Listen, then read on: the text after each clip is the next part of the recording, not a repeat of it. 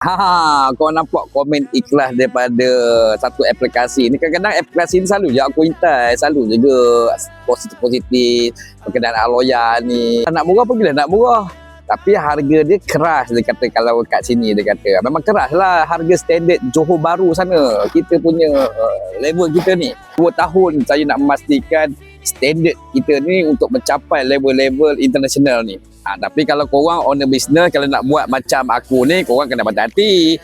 Jangan naikkan harga, tak masuk akal, tak seiring dengan servis. Pasal dia nanti orang datang kali pertama, itulah kali yang terakhir. Jangan dibuat, kena fikir, kena kaji, kena bentuk tim dulu, jadikan SOP.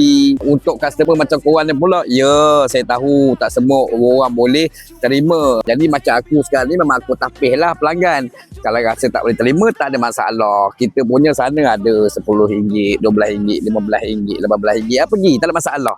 Tapi kalau sebulan sekali, kalau nak memastikan kita korang tu dalam keadaan yang terbaik, cuci hilang segala-gala debu, sampai jolok segala-gala, habis kita jolok, korek mengorek ni, datang di Aloya ni. Di mana di Caltex, Jalan Tamun Ipoh Perak.